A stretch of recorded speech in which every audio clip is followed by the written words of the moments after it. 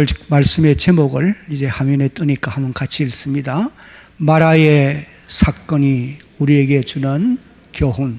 오늘 우리가 함께 읽은 이 본문의 내용은 이스라엘 백성들이 홍해를 이제 육지같이 건넌 후에 수르 강야로 들어가서 사흘 길을 행하였지만은 물을 얻지 못했다고 했습니다.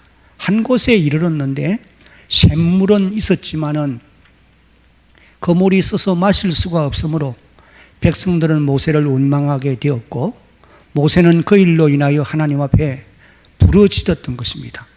그랬더니 하나님이 한 나무를 가르쳐 주심으로 그 나무를 물에 던졌더니 하나님이 그 나무를 도구로 해서 치료하여 물을 마실 수 있도록 만들어 주셨다는 거예요.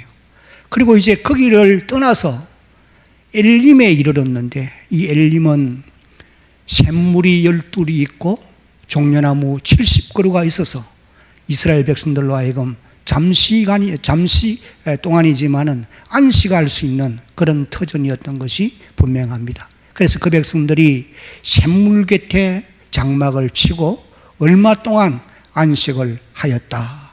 이 내용이 이제 오늘 본문의 내용이에요.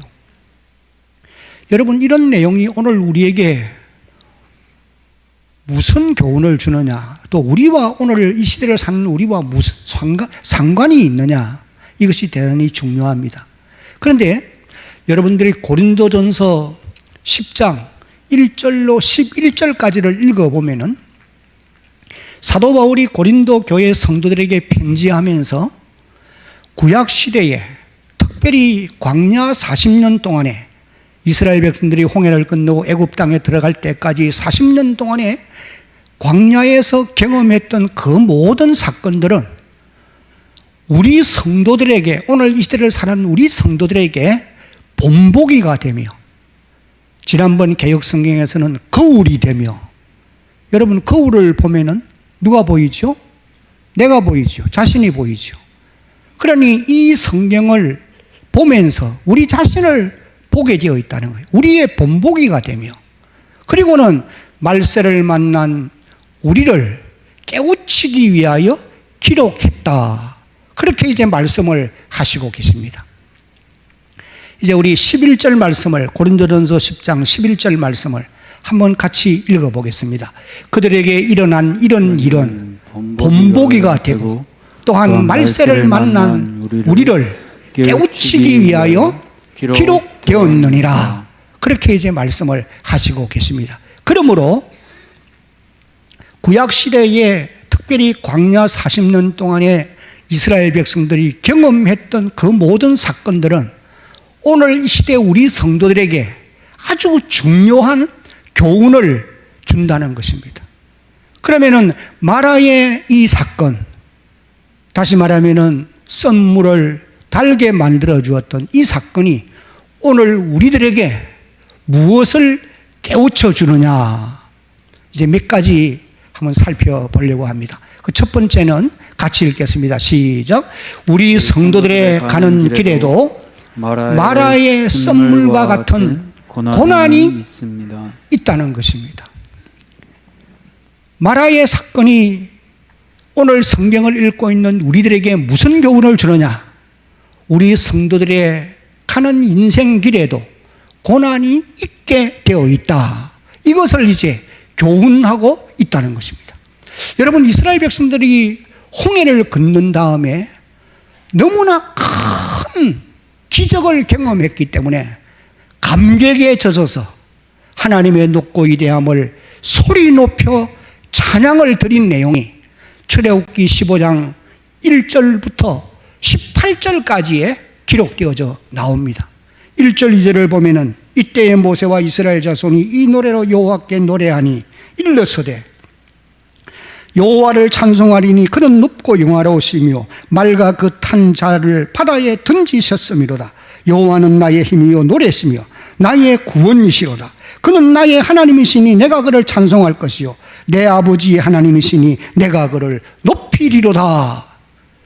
이어지는 말씀을 읽어보면은 이스라엘 백성들이 하나님의 그 큰 구원의 손길이 그들과 함께함으로 이제부터 그들의 가는 길은 평탄대로만 열리게 될 것이다.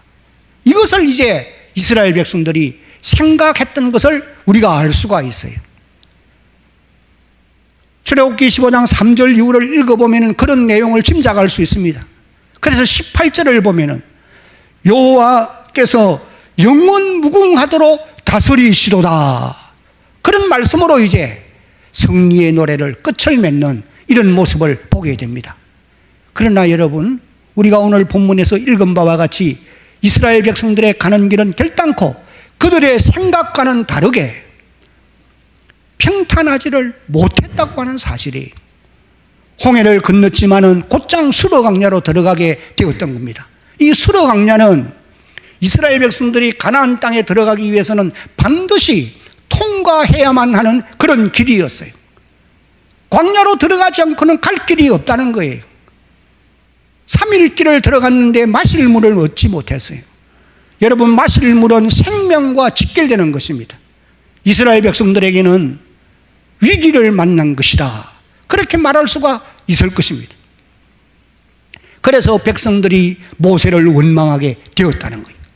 24절을 보면은 백성이 모세에게 이르되, 원망하여 이르되 우리가 무엇을 마실까? 여러분, 오늘 우리 성도들도 마찬가지입니다. 우리가 하나님의 백성이 되어지고 나면은 우리의 가는 인생 걸음이 고난 없는 평탄한 길로만 갔으면 얼마나 좋겠습니까? 그러나 평탄한 길이 아니라는 거예요.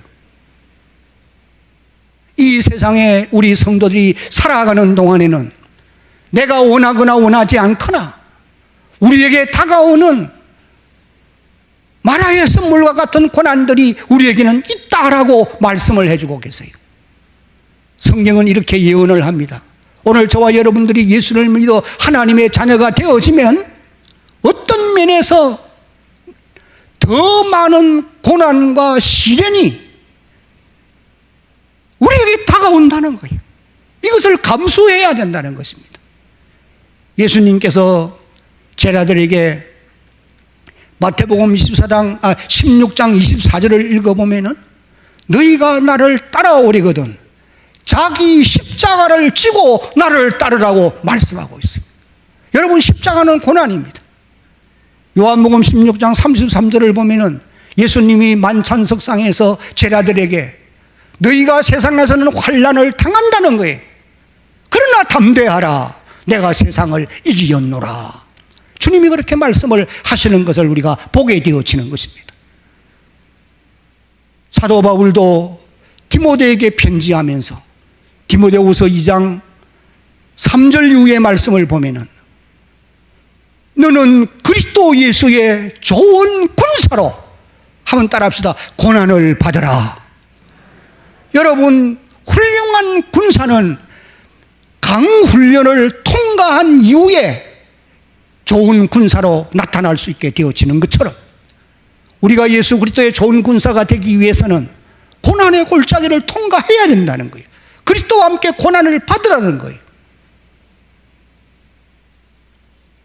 이런 내용이 성경에 너무 많이 기록되어 있어요.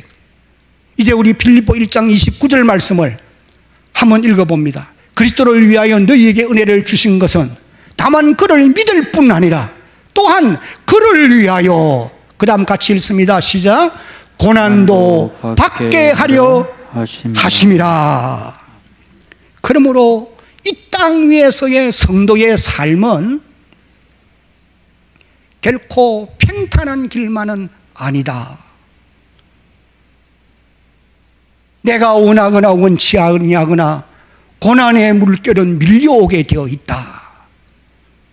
여러분, 바다 위의 파도가 그치지 않고 크고 작음은 차이가 있지만은 끝없이 밀려오듯이 우리의 인생 가는 길에도 마라의 선물과 같은 고난이 다가오게 되어 있다.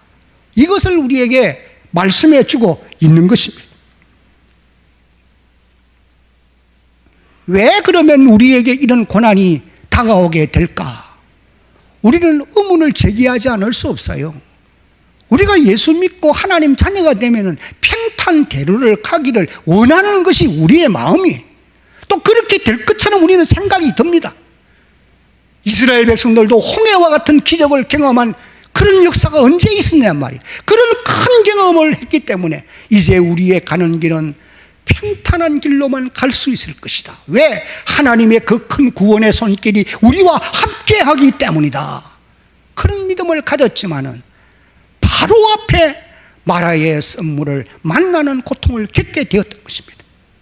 왜 그런 고난을 겪게 되었느냐? 성경은 두 가지 이유를 말씀하세요. 그 첫 번째는 우리가 이 땅에 살아가면서 자신을 의지하거나 세상을 의지하거나 세상 사람을 의지하지 말고 우리와 항상 함께 계시는 하나님만 의지하도록 만들기 위함이다. 성경이 그것을 우리에게 말씀하십니다. 여러분, 우리는 때때로 자신을 의지하고 자기의 지혜를 의지하고 권력을 의지하고 세상 사람을 의지하고 돈을 의지하고 명예를 의지하고 살 때가 없잖아, 있단 말이에요. 하나님은 하나님만을 의지하며 살도록 하기 위해서 주의 백성된 우리를 고난의 골짜기로 인도해 가신다. 이것을 말씀을 하십니다. 그 다음에 또 한 가지는 그런 고난의 과정을 거쳐서 우리를 하나님의 사람으로 성숙되어 가게 만들기 위함이다 라고 말씀을 해 주십니다. 사도 바울이 고린도후서 1장 8절 9절입니다. 형제들아, 우리가 아시아에서 당한 환난을 너희가 모르기를 원하지 아니하노니 힘에 겹도록 심한 고생을 당하여 소망까지 끊어지고. 9절은 같이 읽습니다. 시작. 우리는 우리 자신이 사형 선고를 받은 줄 알았으니 이는 우리로 자기를 의지하지 말고 오직 죽은 자를 다시 살리시는 하나님만 의지하게 하심이라. 따라합시다. 하나님만 의지하게 하심이라. 하나님만 의지하게 하심이라. 그러므로 사랑하는 성도 여러분, 저와 여러분들이 땅 위에 살면서 내가 뜻하지 않게 다가오는 고난들이 우리에게 있다는 거예요. 왜 우리를 그런 고난의 자리로 인도하실까? 바울의 고백에 의하면 자기를 의지하지 말고 세상도 의지하지 말고 사람도 의지하지 말고 오직 먼저 하나님만 의지하라는 거예요. 나는 우리 대한교회를 섬겨가는 모든 성도들이 앞으로 여러분들의 가는 길이 참으로 험할 것입니다. 세상은 가면은 갈수록 천국이 아니에요.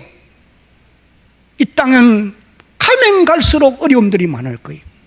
어떤 고난이 와도 하나님만을 굳게 믿고 의지하는 여러분들이 되어지기를 예수님의 이름으로 당부합니다. 거기에 살 길이 있는 줄로 여러분 믿으시기를 바랍니다. 그 다음에 하나님이 여러분을 선한 길로 인도하실 거예요. 그러면서 여러분을 연단해서 하나님의 사람으로 자라가게 하실 줄로 여러분 믿어야 합니다. 로마서 8장 17절 18절에 보면은 자녀이면 또한 상속자 곧 하나님의 상속자요 그리스도와 함께한 상속자니 우리가 그와 함께 영광을 받기 위하여 무엇도 함께 받아야 한다? 고난도 함께 받아야 할 것이니라. 성도들의 가는 길에도 고난이 있다. 이 마라의 사건이 우리에게 교훈하는 첫 번째 내용입니다. 두 번째 마라의 사건이 우리에게 주는 교훈은 같이 이제 한번 읽습니다. 시작.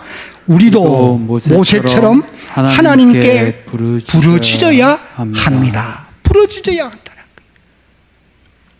백성들은 썸물로 인하여 원망하고 모세를 원망하고 낙심하기도 합니다. 그러나 모세는 그 일로 인하여 여호와께 부르짖었다고 했습니다. 25절을 읽어보면 모세가 여호와께 부르짖었더니, 여러분 여기 부르짖는다고 하는 이 말은 당면한 현실이 너무나 엄청난 사건이기 때문에 자신의 지혜와 자신의 명철로는 해결할 수 없음을 알고 애절한 마음으로 하나님 앞에 절규하는 그런 모습으로 보시면 돼요. 모세가 바로 하나님 앞에 그렇게 절규하는 심령으로 부르짖은 거예요.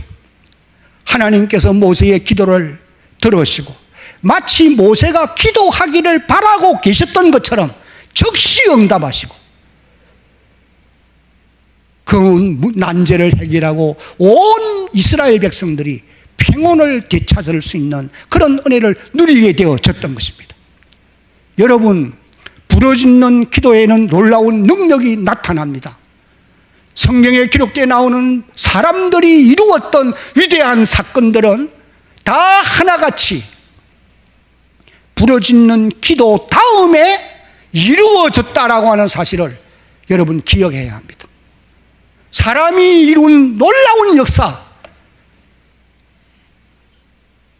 그 역사는 자기들의 힘으로 된 것이 아니라 부르짖는 기도로 인하여 하나님이 이루어 주셨다는 거예요. 예를 들면 여호수아 10장 12절 이후를 읽어보면 여호수아의 부르짖는 기도가 태양을 기브온 상공에 달을 아얄는 골짜기 위에 머물게 하고 아모리 족속을 나가서 멸하여 승리의 개가를 부르게 되었던 거예요. 열왕기상 18장을 읽어보면 엘리야의 부르짖는 기도가 3년 6개월 땅에 비를 내리게 중단시키고 다시 비를 내리기도 합니다.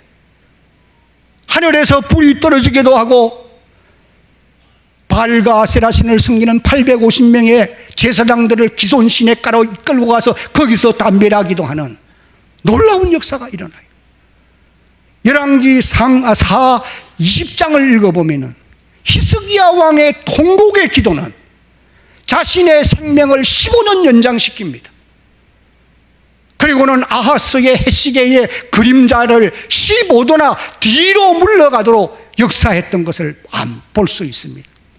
그 외에도 부르짖는 기도 다음에 인간이 이룬 역사는, 위대한 역사는 너무도 많습니다. 다니엘 6장을 읽어보세요. 다니엘의 부르짖는 기도가 사자들의 입을 막습니다. 에스더 4장을 읽어보면 모르드게와 에스더가 죽으면 죽으리라 각오를 가지고 하나님께 부르짖었더니 멸망 직전에 있는 유다 백성들의 생명을 다 살려내는 역사가 일어났던 거예요. 여러분, 이런 기도의 특권은 하나님이 어떤 특정인에게만 주는 전유물이 아니에요. 모든 성도들에게 하나님이 주시는 선물인 줄로 믿으시기 바랍니다.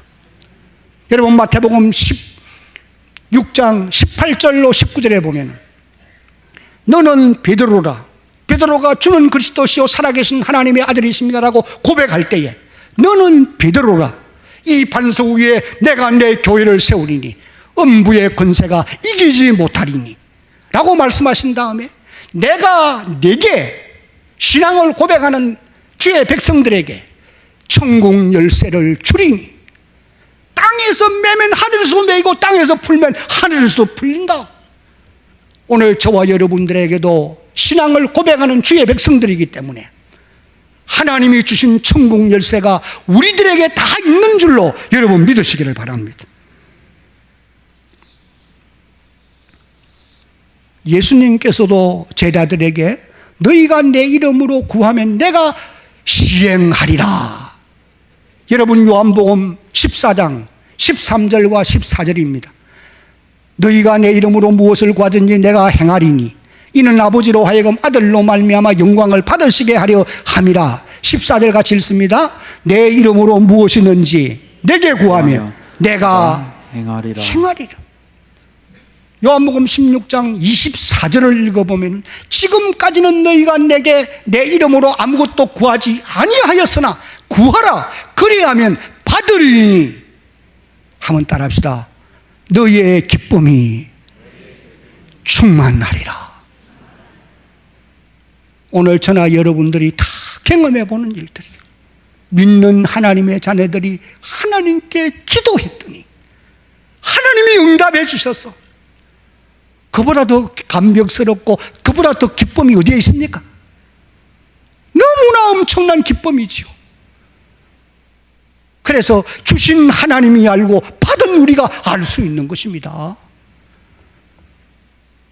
오늘 이부 예배를 드리는 우리 대한교회 사랑하는 성도 여러분, 하나님이 여러분들에게도 부러지질 수 있는 선물을, 천국 열쇠를 주셨어요. 여러분들이 활용하는 거 하고 하지 않는 건 여러분들의 책임이고 이제 여러분들의 몫인 것입니다. 사도 바울은 빌립보 교인들에게 편지하면서 빌립보 4장 6절 7절에 아무것도 염려하지 말고 오직 기도와 간구로 너희의 구할 것을 감사함으로 하나님께 아뢰라. 그리하면 모든 지각에 뛰어난 하나님의 평강이 그리스도 예수 안에서 너희의 마음과 생각을 어떻게 하시리라? 지키시리라. 사랑하는 성도 여러분, 지금 우리가 살아가는 이 세대는 조금 전에 우리 장로님 기도한 대로 코로나19 2000년병으로 인해서 개인적으로, 교회적으로, 국가적으로, 세계적으로 엄청난 고난을 지금 겪고 있는 가운데 있는 것이 분명한 사실이에요. 교회가 이렇게 어려움을 당해본 적은 이때까지 없습니다. 앞으로 과연 하나님의 교회가 어떻게 되어갈 것인지, 코로나19 2000년병은 세상 의술로는 막아내는 것이 쉽지 않다. 하나님이 치료해 주셔야 될 영역이다. 저는 그런 생각을 가져요. 그뿐만 아니잖아요. 지금 오늘 우리가 살아가고 있는 이 현 시대가 얼마나 생각지도 않았던 어려움들이 얼마나 많습니까? 나라의 내일도 염려하지 않을 수 없고 세계 정세가 너무나 긴박하게 돌아가고 있는 것을 우리가 느낄 수 있어야 됩니다. 사랑하는 우리 성도 여러분, 당면한 이 모든 현실의 어려운 문제들을 하나님 앞에 나아가서 모세처럼 부르짖는 기도를 올려드릴 수 있는 여러분들이 되어야 할 것입니다. 우리가 이 예배당을 건축하면서 하나님께 기도한 기도의 내용이 여러 가지가 있는데 그 중에 제게 생각나는 것이 몇 가지가 있어요. 우리가 이 예배당을 신축하면서 늘 금요일마다 또 모일 때마다 기도한 것이 하나님이여, 이 새 예배당에 기도하는 사람들로 가득 차게 해 주십시오. 열심히 기도했습니다. 그리고 또 알곡 성도들로 가득 차게 해 주십시오. 기억나시죠? 그 다음에는 또 구원받는 사람들을 더하여 주십시오. 간곡히 구했어요. 기도하는 사람이 많아져 가야 되는데 시대의 어려움 따라서 우리 성도들의 신앙도 자꾸 힘을 잃어가고 있는 것 같음으로 인해서 너무나 안타까운 것입니다. 새벽에 나와서 정말 정막강산 같은 이런 느낌을 가질 때 이것을 위해서, 이런 현상을 위해서 하나님의 교회가 건축된 것은 아닌데 곳곳에 기도하는 사람들이 있어서 그분들의 부르짖는 기도가 하늘을 진동해야 하나님의 역사가 일어나는데, 오늘 이 자리에 함께한 사랑하는 성도 여러분, 여러분 자신뿐 아니고 다음 세대를 위해서, 이 나라와 이 민족을 위해서, 교회의 내일을 위해서 모세처럼 부르짖는 주의 백성들이 되어지기를 주님의 이름으로 당부합니다. 이제 마지막으로 마라의 사건이 우리에게 주는 교훈은, 다 같이 한번 읽겠습니다. 시작. 하나님은 우리 인생의 문제를 해결해 주시는 진정한 치료자가 되시는 분이십니다. 이것을 우리에게 교훈하고 있다는 거예요. 오늘 읽은 26절 마지막 부분을 보면은 이렇게 기록되어있습니다. 나는 너희를 치료하는, 따라합시다, 여호와임이라. 치료하는 하나님이라는 거예요. 여호와 라파, 치료하는 하나님. 이 말은 하나님은 자기 백성들을 치료하는 분, 의사라는 말씀인 것입니다. 구약 성경에 이런 말씀이 약 60회 정도 기록되어 있다고 그렇게 성경학자들이 말합니다. 하나님은 자기 백성들에게 나는 너희를 치료하는 치료자, 의사라고 말씀을 하시고 구약 시대 내내 자기 백성들과 하나님이 함께 계시면서 자기 백성들의 크고 작은 문제들을 치료해 주시는 이런 놀라운 역사를 일으킨 것을 우리가 성경을 읽으면서 깨닫게 되어지는 것입니다. 예를 들면은 열왕기하 2장을 읽어보세요. 하나님께서 선지자 엘리사를 통해서 소금을 물에 던지게 하십니다. 그리고 하나님이 그 소금을 도구로 해서 여리고의 물을 치료해 주심으로 모든 식물이 열매를 맺도록 해주신 이런 기록을 우리가 볼 수가 있어요. 그뿐만 아닙니다. 민수기를 읽어보면은 광야 40년 길을 가는 동안에 하나님은 자기 백성들과 함께 계시면서 크고 작은 여러 가지 문제들 가운데 그 어려운 난제들을 치료해 주셔서 해결해 주시는 이런 모습을 우리에게 보여주고 있는 것입니다. 그러면 하나님이 어떤 방법으로 치료해 주셨느냐? 오늘 우리가 읽은 이 본문을 보면은 두 가지 방법으로 자기 백성들을 치료해 주시는 하나님이신 것을 알 수가 있습니다. 그 첫 번째 방법은 한 나무를 통해서 자기 백성을 마라의 썰물을 달게 해 주었다. 그렇게 기록했어요. 25절에 여호와께서 모세에게 한 나무를 가리키시니 그가 물에 던지니 물이 달게 되었더라. 뭐 설탕을 넣어 단 건 아니에요. 마실 물이 되었다 그 말이에요. 근데 여기 모세가 물에 던진 그 나무가 구체적으로 어떤 나무인지 우리는 모릅니다. 그리고 그 나무 자체에 무슨 효력이 나타난 건 아니에요. 하나님이 마라의 썰물을 달게 만들기 위해서 하나님이 사용한 기적의 도구일 뿐입니다. 그러면 여러분, 모세가 던진 이 나무가 무슨 의미가 있느냐? 여러분, 무슨 의미가 있을까요? 이것은 하나님께서 신약 시대에 와서 예수 그리스도의 십자가를 통해서 하나님이 자기 백성들의 문제를 치료해 주실 것이라고 하는 하나의 예표, 그림자, 하나의 상징이라고 말할 수가 있는 것입니다. 왜 그렇게 말할 수 있느냐? 예수님께서 요한복음 5장 39절을 통해서 우리에게 이렇게 말씀하세요. 구약시대의 이 모든 일들은 자신에게 대하여 정언하는 것이라고 말씀을 하신 것입니다.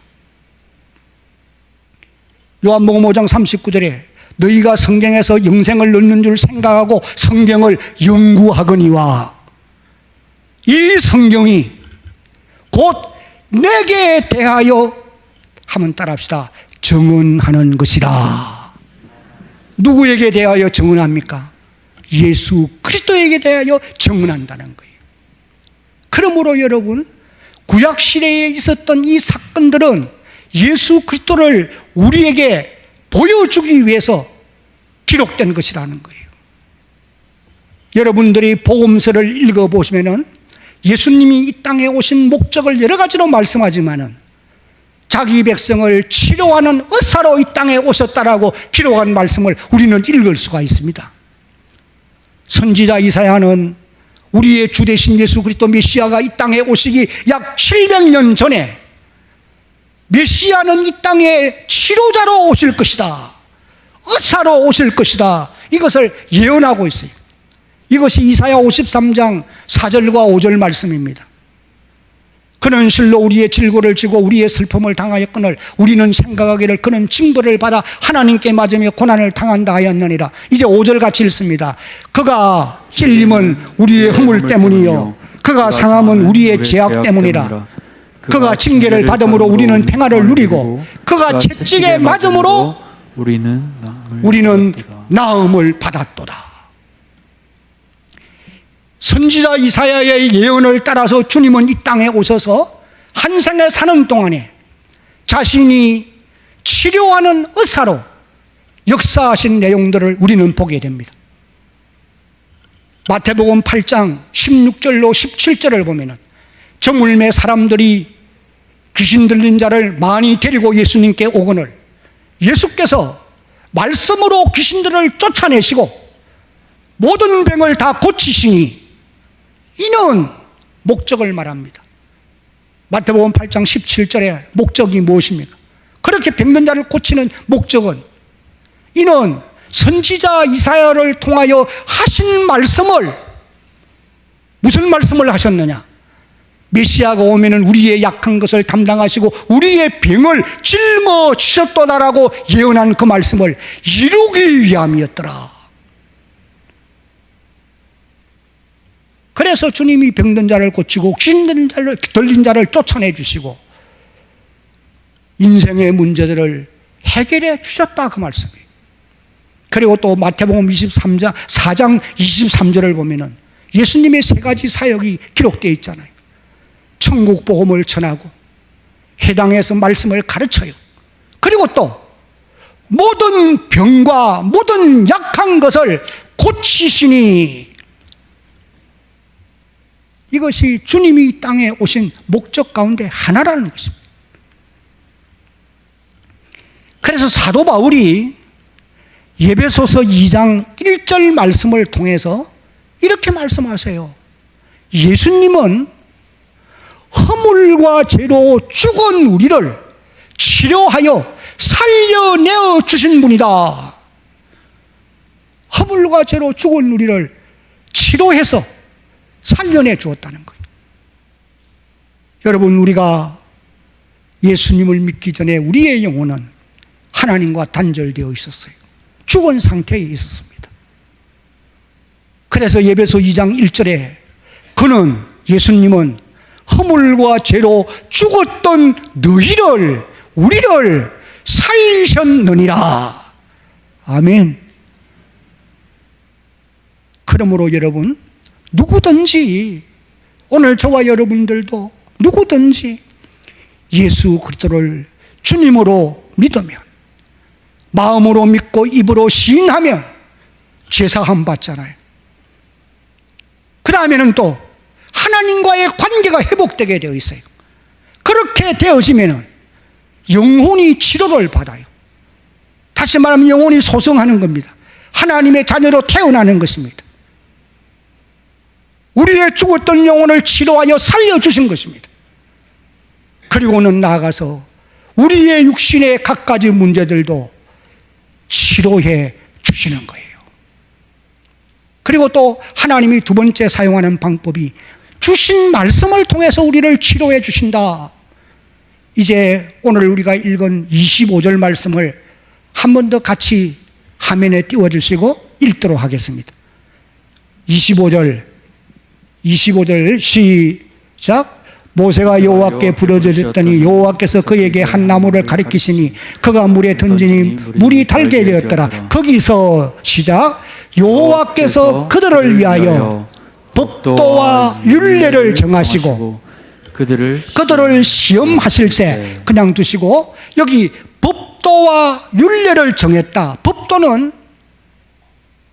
백성들로 하여금 무슨 사건이 발생하지 아니하도록 미리 예방 차원에서 주신 일반 법을 법도라고 표현을 한다고 합니다. 그 다음에 율례라는 말은 문제가 이미 발생했을 때에 재판관이 재판을 할 때에 재판의 내용으로 이제 그 일반법이 아니고 재판법을 율례라고 표현을 한다는 거예요. 그래 하나님이 일반법과 재판법을 정하시고 그 말씀을 통해서 이제 그들을 시험하실 때 자기 백성들을 테스트한다는 거예요. 연단은 시킨다는 거예요. 그 다음에 이제 26절을 읽어보면은 뭐라고 기록되느냐. 내가 너희에게 일러준 이 일반법과 재판법을 너희가 삼가 듣고 이 말씀을 순종하고 그 다음에 너희가 내 보기에 의를 행하며 그 다음에 내 계명에 귀를 기울이고 내 모든 규례를 너희가 지키면 질병 없는 삶을 살도록 하나님이 역사하실 것이다. 약속해 주는 말씀이 바로 26절에 기록되어 있는 말씀입니다. 그래서 우리가 이 모든 말씀들을 종합해 보면은 하나님은 주신 말씀을 통해서 우리를 치료해 주신다. 여러분의 손에 들려있는 성경 말씀이 여러분을 치료하는 하나님의 도구인 줄로 여러분 믿어야 할 것입니다. 아멘. 믿어야 돼요. 그 여러분이 성경을 많이 쓰고 읽어보세요. 생각이 다릅니다. 벌써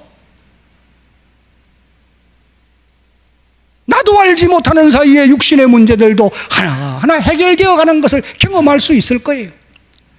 이제 마지막으로 시편 107편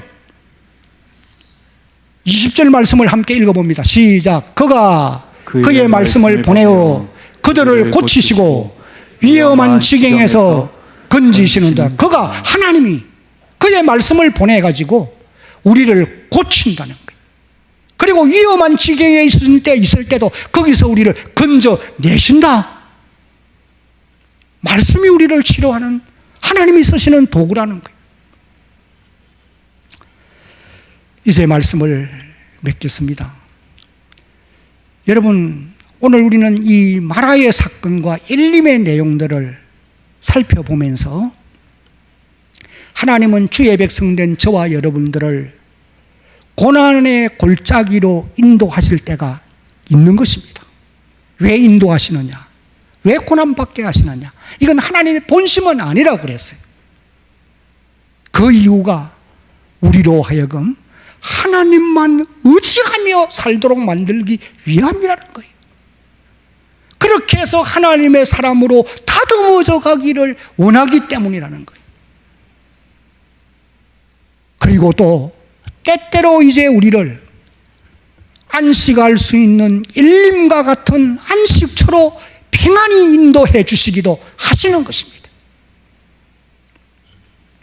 그래서 우리가 390장 찬송을 보면은 때때로 괴로움 당하면 때때로 기쁨 누리네. 풍파 중에 지키시고 평안히 인도하시네. 주날 항상 돌보시고 나를 지키시네. 날 친히 거느리시네. 이 찬송의 가사처럼 말이죠. 여러분들이 지금 고난의 골짜기로 하나님의 인도함을 받고 있다고 한다면 이제 곧 그곳을 떠나서 안식할 수 있는 엘림으로 인도에 가실 것을 여러분 믿고 사시기를 바랍니다.